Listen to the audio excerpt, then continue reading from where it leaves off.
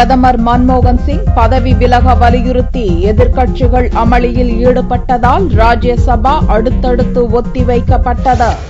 நிலக்கரி ஒதுக்கீடு ஊழல் குற்றச்சாட்டில் சிபிஐ விசாரணை அறிக்கையில் திருத்தம் மேற்கொள்ளப்பட்டதாக குற்றம் சாட்டியும் 2G ஊழல் குறித்த பார்லிமென்ட் கூட்டுக்குழு விசாரணை வரைவறிக்கை குறித்த குற்றச்சாட்டு போன்றவற்றால் பிரதமர் மன்மோகன் சிங் பதவி விலக வலியுறுத்தி எதிர்க்கட்சிகள் தொடர் அமளியில் ஈடுபட்டு வருகின்றன. மகாவீர் ஜெயந்தியை ஒட்டி ஒருநாள் விடுமுறைக்கு பின்னர் வியாழனன்று பார்லிமென்ட் கூடியது. ராஜ்யசபா கூட்டம் துவங்கியவுடனே பிரதமர் மன்மோகன் சிங் பதவி விலக வலியுறுத்தி பாரதிய ஜனதா உள்ளிட்ட எதிர்க்கட்சியினர் கோஷம் எழுப்பினர். அதேபோல ஜேபிசி தலைவர் சாக்கோவுக்கு எதிராக திமுகவினர் கோஷம் எழுப்பினர். சீன படைகள் இந்திய எல்லையில் ஊடுருவல் பிரச்சினையும் எழுப்பப்பட்டது. இதனால் ஏற்பட்ட அமளி காரணமாக ராஜ்யசபாவை பகல் 12 மணிக்கு சபைத் தலைவர் ஹமீத் அன்சாரி ஒத்திவைத்தார்.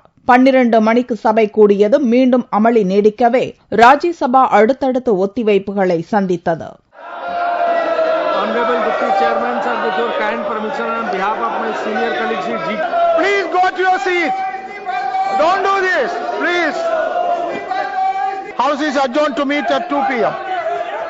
லோக்சபா வியாழனன்று கூடியதும் மேற்குவங்க மாநில ஹவுரா தொகுதி எம்பி அம்பிகா பானர்ஜி திமுக முன்னாள் எம்பி குப்புசாமி ஆகியோர் மறைவுக்கு இரங்கல் தெரிவித்து சபாநாயகர் மீரா குமார் தீர்மானம் வாசித்தார்.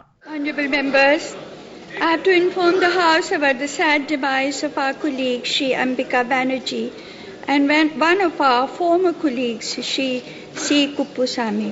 The House may now stand in silence for a short while as a mark of respect to the memory of the departed.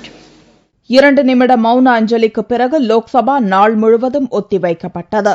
பிரதமர் பதவி விலக பாரதிய ஜனதா போர்க்கொடி உயர்த்தியிருப்பதை தொடர்ந்து இப்பிரச்சினை தொடர்பாக காங்கிரஸ் தலைவர் சோனியா தலைமையில் அக்கட்சி எம்பிக்களின் ஆலோசனைக் கூட்டம் நடந்தது. இதேபோல பாரதிய ஜனதா எம்பிக்களும் ஆலோசனையில் ஈடுபட்டனர்.